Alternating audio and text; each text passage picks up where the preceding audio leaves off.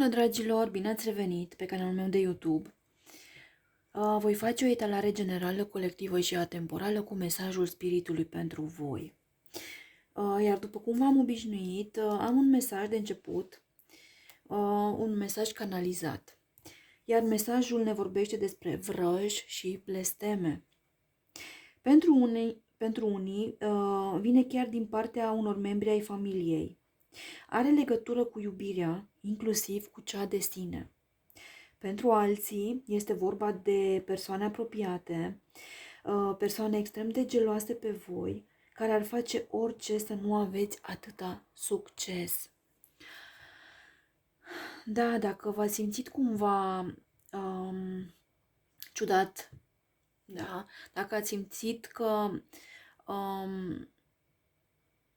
nu mai aveți atâta succes, da, și ceva cumva vă ține în spate, vorbim aici despre atacuri energetice, da? Poate că este vorba și despre situația în care unii o fac inconștient, da? Pentru că văd că sunteți persoane minunate, persoane în care aveți succes și își doresc și ei aceste atribute. Însă, probabil că ei nu realizează prin câte greutăți a trebuit să treceți ca să ajungeți în acest punct favorabil vouă.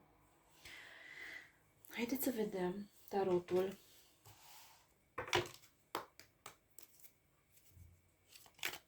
Ce ne spune?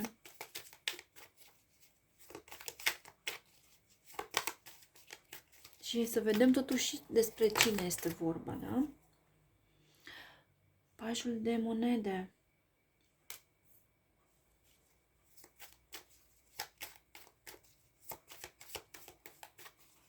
Sunteți persoane ambițioase.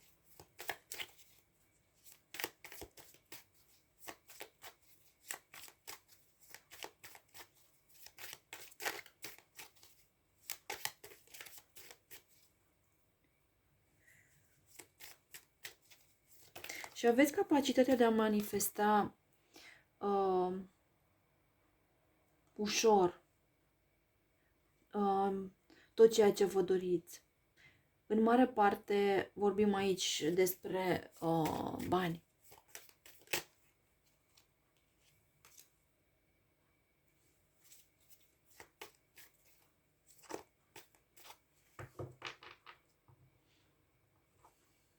Și sunteți persoane empatice, adevărați lideri.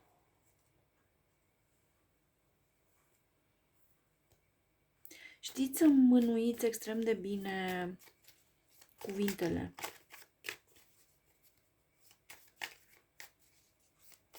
Și sunteți persoane echilibrate.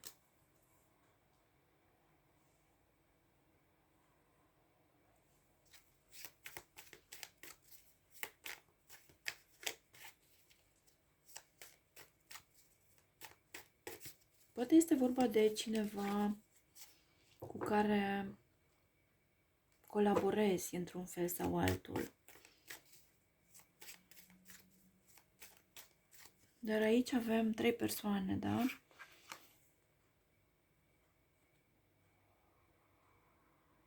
E vorba despre 3 persoane.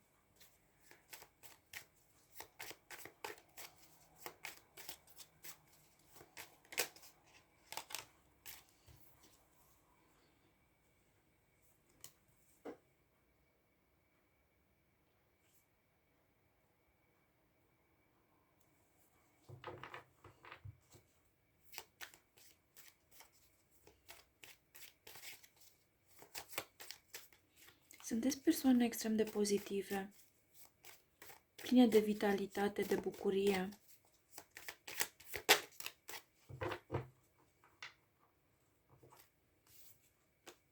Și nu sunteți pe placul acestor persoane.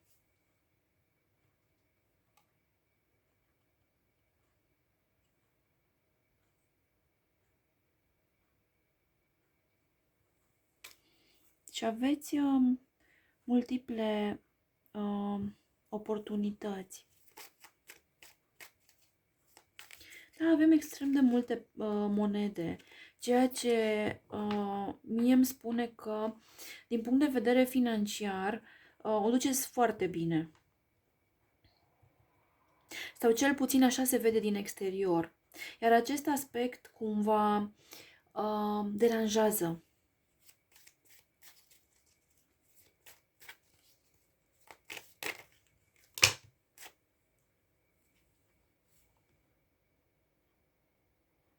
Patrule de bâte, care ne vorbește despre celebrare. Și magicianul. Sunteți persoane, după cum spuneam, extrem de puternice și aveți capacitatea de a manifesta extrem de mult. Extrem de repede și de mult, poate că, ceea ce vă doriți. Și sunteți extrem de încrezători, încrezătoare în propriile forțe.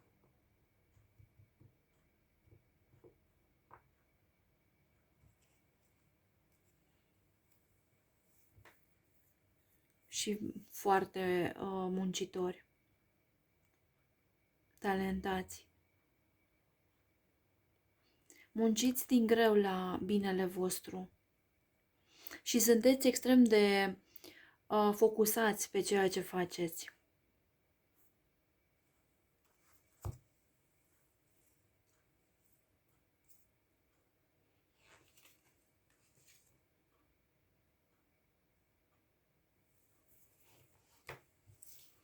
Haideți să vedem. Confirmări. Clarificări, pardon.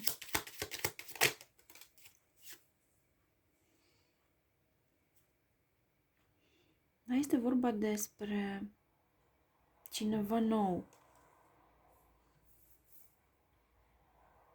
Da, ați manifestat pe cineva nou în viața voastră.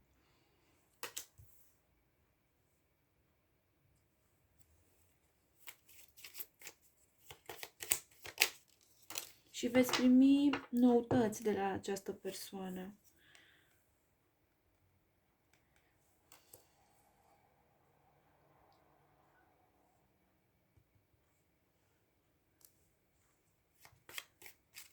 Are legătură cu o instituție.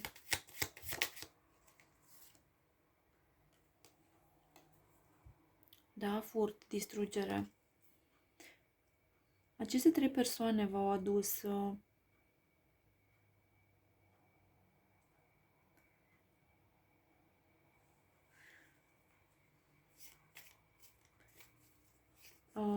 aceste atacuri energetice în viața voastră.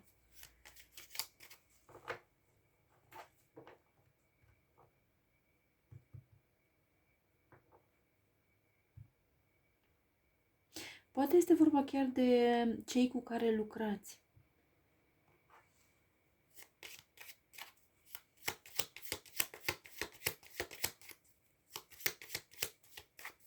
Deci să vedem de ce au făcut aceste atacuri. Din ce cauză?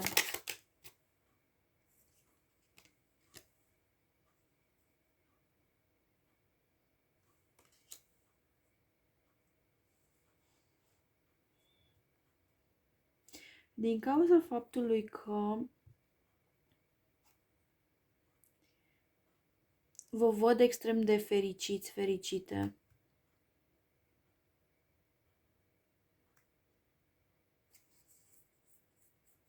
Iar situația lor este total diferită față de cea a voastră.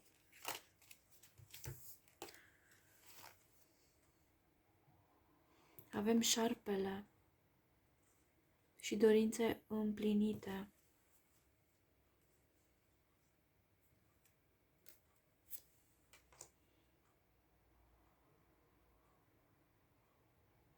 Au încercat să vă manipuleze, astfel încât să nu vă îndepliniți dorințele. Poate dorința de a fi cu cineva, de a forma o familie.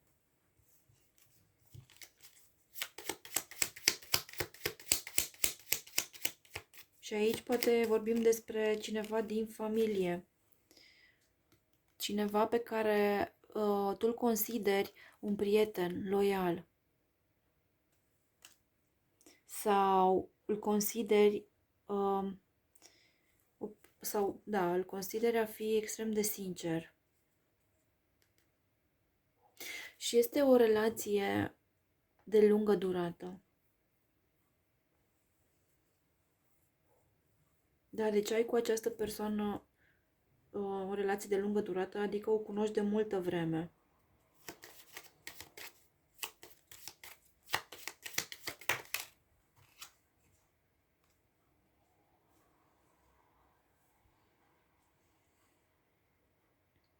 Poate are legătură cu cineva mai tânăr. Sau are legătură cu un copil. Sau are un caracter copilăros. Da? Casa familiei. Și face parte din familia ta.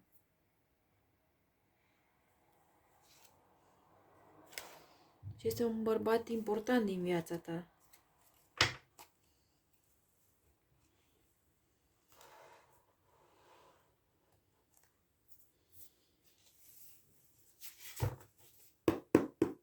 Haideți să vedem cum să te eliberezi de aceste vrăși și de blesteme.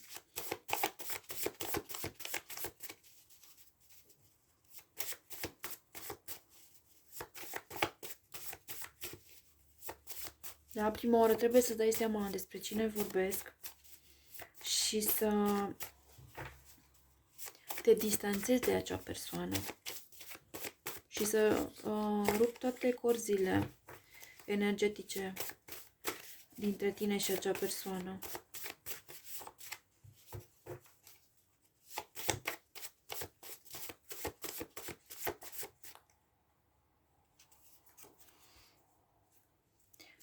Da, ai încredere în presentimentele tale, îți arată adevărul ascuns.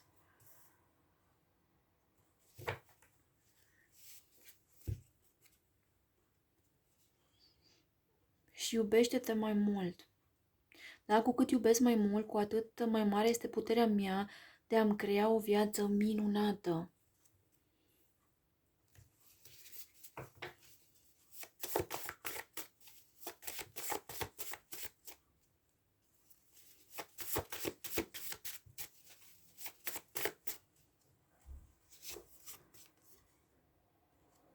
Da, și conectează-te cu sinele tău. Renunțarea la ego duce către o conexiune mai profundă cu sinele tău autentic. Îmi cer scuze că am atins camera.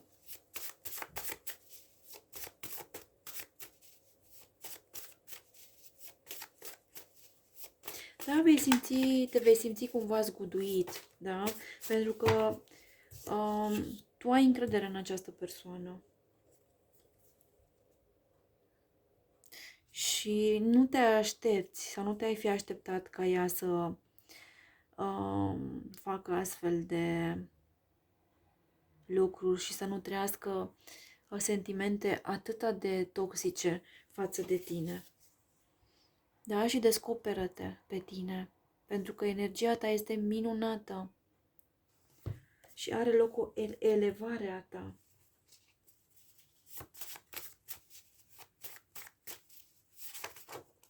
Poate că vorbim aici și de vampiri energetici. Da, familia ta.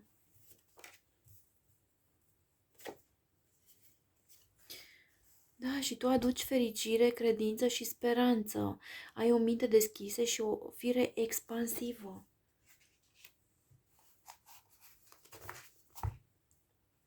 Iar ei nu pot să fie așa cum ești tu. Da, să fie atât de fericiți. Adevărata valoare vine din esența ta interioară. În lumina iubirii, totul se vindecă. Nu căuta vindecarea, trăiește în schimb iubirea, iertarea și armonia. Da, iartă-i și mergi mai departe. Are legătură cu un partener karmic pentru unii.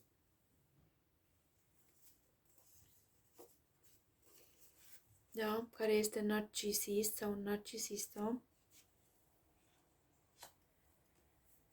Iar frecvența sufletului tău este specială pentru că îi face pe ceilalți să-și lase zidurile să cadă.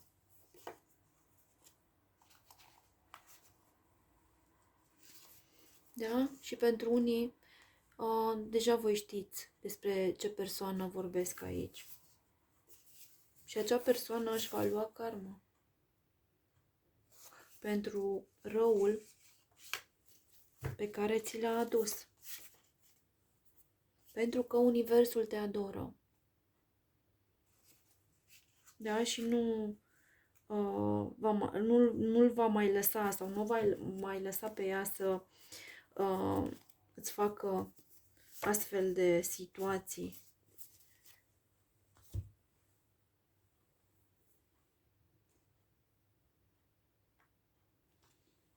Da, și haideți să vedem din acest oracol, oracolul energiilor vindecătoare, ce energii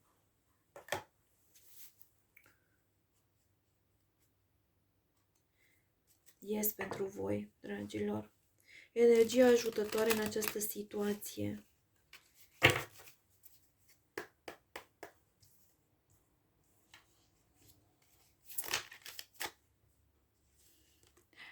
Da, lumina divină.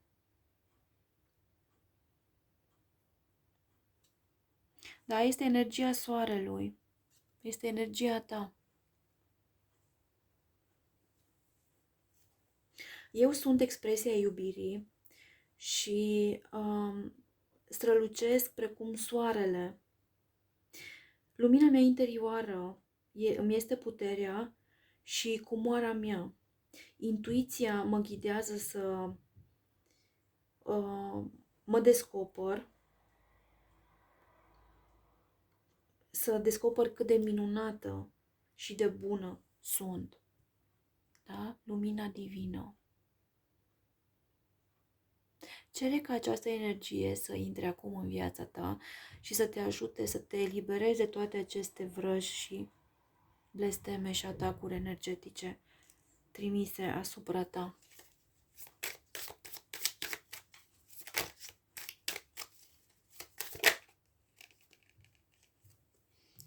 Vocea inimii.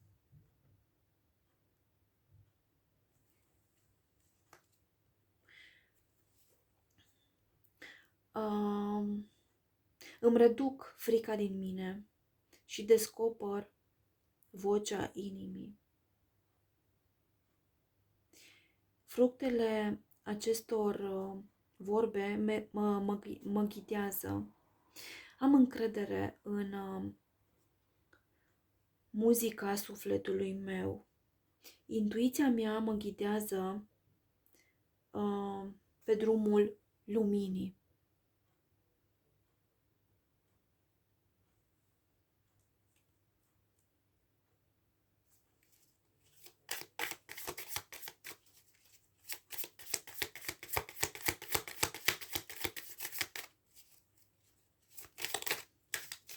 Da, iartă-i și mergi mai departe.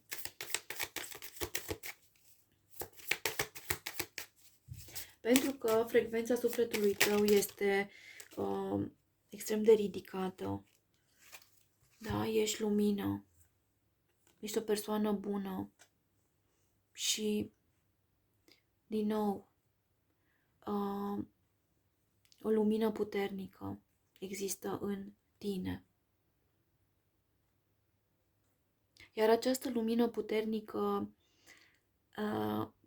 deranjează demonii atașați de aceste persoane.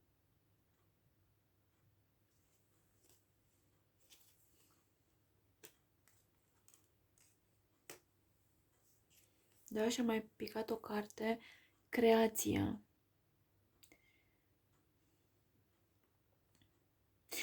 Eu am puterea să-mi direcționez viața cu o atitudine constructivă. Eu creez tot ce este mai bine pentru sufletul meu. Eu cred cu fermitate că pot să transform și să mă îmbunătățesc.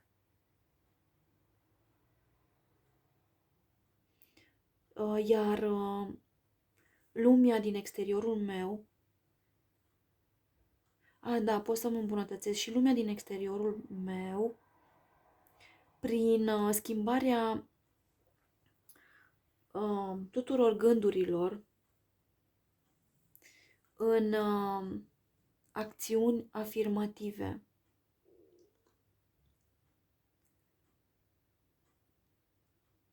Eu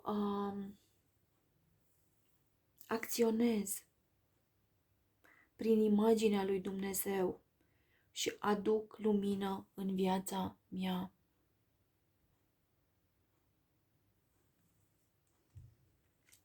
Pentru că ești magicianul, da? Și poți să manifesti tot ceea ce îți dorești în viața ta. Da? Și ai încredere. Ai încredere că îți vei îndeplini dorințele. Trăiesc în momentul prezent și am încredere în viitor. Eu cred cu fermitate în valoarea mea. Da? Ai încredere în tine.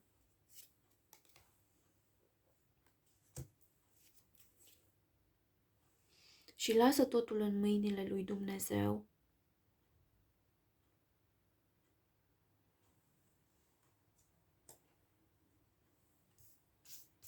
Dragilor, acestea sunt mesajele voastre pentru astăzi de la Spirit. Luați doar ceea ce rezonează cu voi. Ceea ce nu rezonează, vă rog să lăsați deoparte. Mă bucur enorm pentru prezența voastră. Vă pup și ne revedem în curând. Pa, pa!